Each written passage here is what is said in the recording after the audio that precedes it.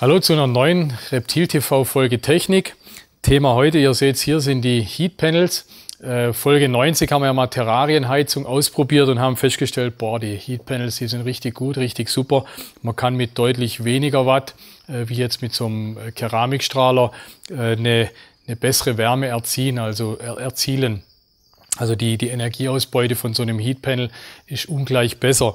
Ursprünglich kommen die Heatpanels hier aus dem Geflügelbereich. Da werden sie genommen, um irgendwelche kleinen Vögelchen warm zu halten. Ne? Die werden so hingestellt und die Vögel kriechen dann drunter und haben es warm. Da hat man das zweckentfremdet für die Terraristik. Wir haben 4 verschiedene Größen zur Auswahl. Also die kleinste hat 15 Watt, 25 Watt, 40 Watt und die größte hat 62 Watt.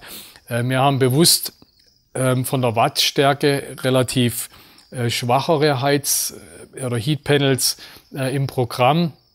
Ich persönlich halte nichts von den Heatpanels, die auf so eine Größe 100 oder gar 150 Watt haben, weil sie einfach doch zu heiß werden. Ne? Das Tolle ist ja am Heatpanel, ich brauche keinen Schutzkorb, ich brauche gar nichts. Das Heatpanel macht mein Terrarium warm, ohne Gefahr, dass die Schlange sich verbrennt. Das wollte ich auch hier mal euch noch zeigen. Das untere Panel, das 62 Watt, habe ich hier schon seit wir hier heute am Filmen sind, seit mehreren Stunden ist das eingesteckt, also schätzungsweise 3-4 Stunden ist es eingesteckt.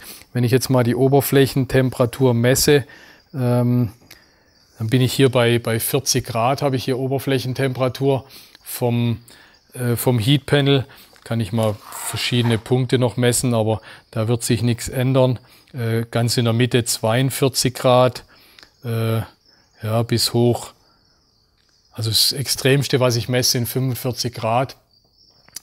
Das wird auch im Terrarium, klar, hier entweicht die Wärme natürlich. Habe ich ein Terrarium, das schon 30 Grad hat, dann werde ich hier bestimmt auch bis 50 Grad hochgehen. Das ist aber alles eine Temperatur, wo sich kein Tier dran verbrennen kann.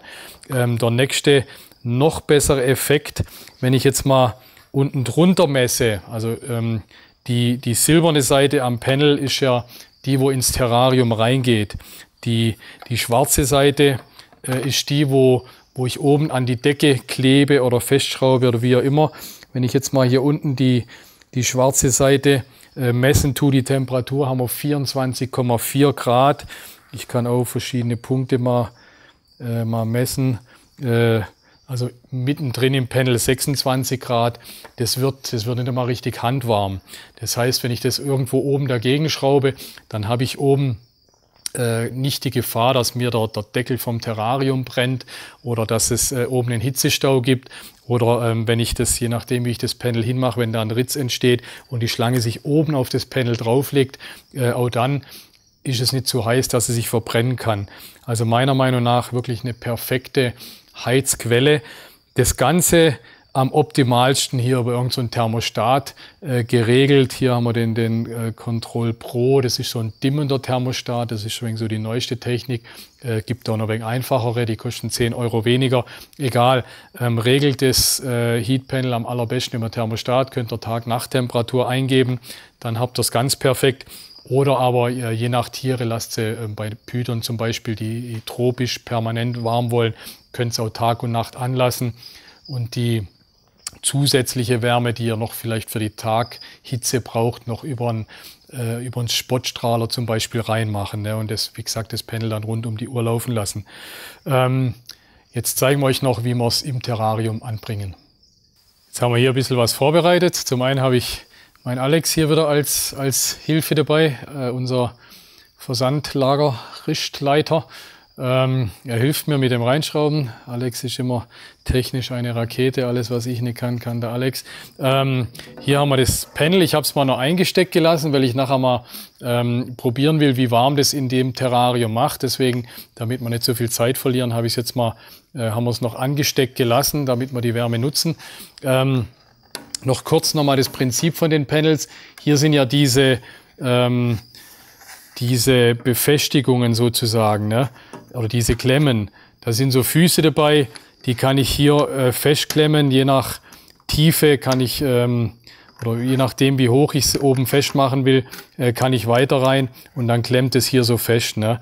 Das ist so das Prinzip.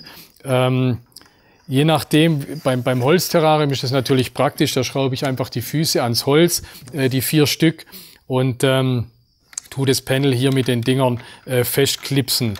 Beim Glasterrarium habe ich es natürlich nicht so leicht mit dem Festschrauben. Da kann ich hinten das Lüftungsgitter nutzen. Also zwei Füße kann ich am Lüftungsgitter hinten festschrauben. Die anderen 2 geht leider nicht, deswegen müssen wir das Panel dann mit, wir nehmen immer diesen Terrabond Terrafix, den giftfreien Kleber.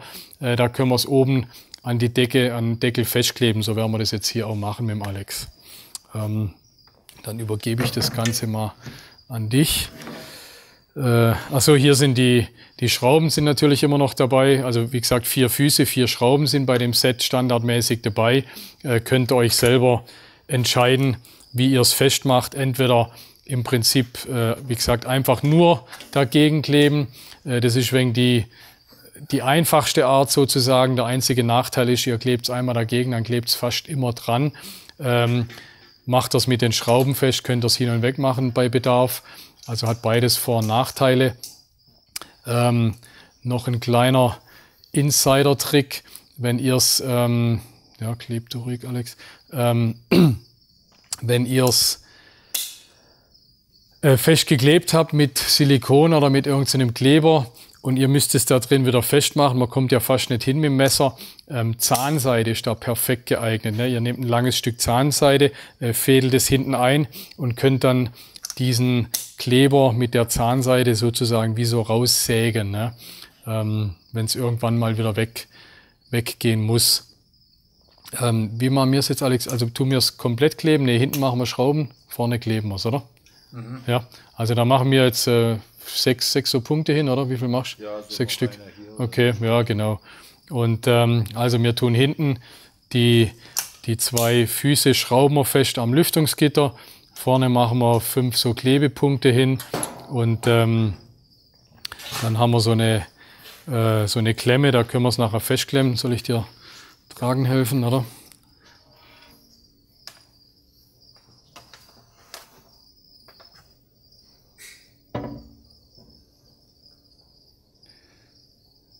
Jetzt kommt wegen der... Das ist ungefähr da. So, ja, oder? Also links, okay. Rechts ist okay. Ja, passt so seitlich wegen, ja. Das Panel, ich würde es an eurer Stelle nie ganz... Okay, ich hab's.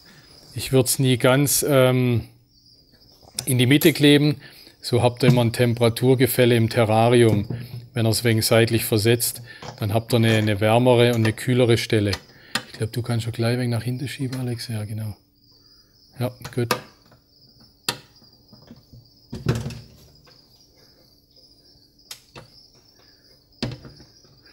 Wir machen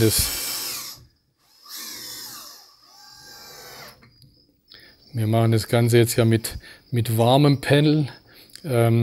Eigentlich auch ein guter Beweis, dass man sich nicht dran verbrennt. Also ich muss zugeben, meine Finger werden langsam, sie werden warm, sie werden ein bisschen heiß, aber nicht so, dass ich mir jetzt hier die Fingerkuppen verbrenne. Okay, also jetzt ist es hinten fest durch die 2 Schrauben. Jetzt können wir vorne, machen wir hier mit so einer Zange, machen wir es fest, oder mit, wie viel hast du, 2 Stück. Wenn ihr keine so Zangen daheim habt, einfach irgendwas unterstellen, dazwischen klemmen, eine Zewa-Rolle, irgendwas, einfach, dass es oben festgedrückt wird. Das Ganze muss jetzt 2-3 Stunden trocknen und dann ist das Ding fest dran. Wir werden jetzt nachher noch die Schiebescheiben reinmachen, lassen es mal 1-2 Stunden stehen, wie warm sich's welche Temperatur sich da drin entwickelt, weil ich will euch zeigen, also dieses Panel hat jetzt 62 Watt. Nach meiner Erfahrung ist das sogar gerade richtig für dieses Meter Terrarium, beziehungsweise es ist großzügig, also wenn ich das Ganze über einen Thermostat regel, ist es optimal. Man darf sich nicht oder man darf den Energiebedarf natürlich nicht unterschätzen. Ich habe eine Wohnung, die hat 22 Grad. Ich will in meinem Terrarium 30 Grad. Da muss ich schon ordentlich Energie reinsetzen oder reinstecken. Also hier diese 62 Watt. Die brauche ich, um so ein Terrarium oder so ein Volumen zu heizen. Habe ich ein größeres Terrarium, 1,20 Meter, 1,50 Meter, mache ich 2 Panels nebeneinander zum Beispiel hin. Wie gesagt, meiner Meinung nach, die Panels sind nicht übermäßig teuer. Also so ein Panel kostet 50, 60 Euro oder je nach Größe ab gute 30 Euro. Lieber mache ich 2, 3 Panels in ein Terrarium und habe die ganze Heizung flächiger, wie so ein riesiges 150 Watt Panel, das vielleicht insgesamt zu heiß wird. Ach so, was ich auch mal noch zeigen wollte, beziehungsweise gut, jetzt merkt man da noch gar nichts von der Wärme obendrauf. Haben wir jetzt 23 Grad, aber selbst nach einigen Stunden wird sich der Deckel hier nicht übermäßig erhitzen.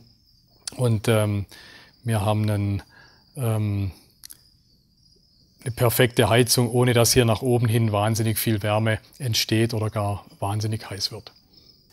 Wir haben jetzt den Versuch aufgebaut und so einen Tag lang stehen lassen. Jetzt messen wir mal oben drauf die Temperatur. Da haben wir 27 Grad oben auf dem Heatpanel. Also das ist ja das Positive, dass die Heatpanel überhaupt keine oder so gut wie keine Wärme nach oben abgeben, ne? Also das ist gerade mal so handwarm. Obendrauf, perfekt, ne? Und messen wir mal unten. Also im Terrarium haben wir jetzt 32,3 Grad. Ich würde sagen, das ist sogar gerade dann also das ist ja direkt unterm Panel, die perfekte Temperatur. Ich kann jetzt hier schlecht hier in der Ecke messen, weil ja, das Glas, natürlich das Infrarotthermometer, es hat keinen Kontaktpunkt zum Messen. Wir hätten eigentlich noch besser ein Substrat reinmachen sollen. Ja, dann könnten wir es noch genauer messen. Aber deswegen hier das Styropor drin. Also gute 30 Grad, jetzt habe ich 31. Wenn ich es nach oben messe, hat es natürlich viel mehr. Das Heatpanel selber 53 Grad. Selbst die 53, wenn ich da drauf fasse, es ist heiß, aber es ist nichts, was ich mir in dem Moment die Finger verbrenne. Was ich euch damit zeigen will, dieses 62 Watt Heatpanel tut dieses Meter-Terrarium im Prinzip perfekt aufheizen. Klar, ihr seht selber, das ist rundherum überhaupt nicht isoliert. Wir haben hier drin circa 21, 22 Grad. Heute laufen geht hier die Tür auf. Also es ist sogar ein Stück kühler, wie wir es normal hier drin haben, eher so 21 Grad. Im Terrarium die guten 30. Von der Temperatur her wohl ähnlich wie in der Wohnung. Wenn man jetzt das Terrarium noch isolieren würde, ne, so wie wir es als immer zeigen, dass wir 1, 2 oder 3 Seiten isolieren mit Kork, dann wird es vermutlich ein Stück zu warm werden, oder wenn unten drin noch Streu ist, was nach unten hin ja auch noch die Wärme hält, dann wird es gleich ein wenig zu warm werden mit dem Panel da drin, oder wenn noch eine Lampe drin ist. Ich würde sagen, trotzdem das perfekte Panel, dann müssten wir es über ein Thermostat regeln, die richtige Temperatur.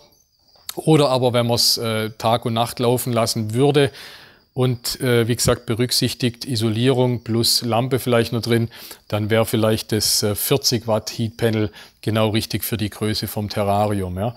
Ich will euch damit einfach ein wenig ein Gefühl geben für die Wattstärken, die man braucht im Vergleich zum Terrarium. Entsprechend größer, oder wenn wir jetzt ein höheres Meter Terrarium nehmen, meinetwegen 80 hoch, dann wäre das Volumen auch nochmal größer, da wäre das 62er definitiv okay. Noch größeres Terrarium, wie gesagt, dann kommen wir schon in den Bereich, wo wir vielleicht 2 Heatpanels reinmachen müssten.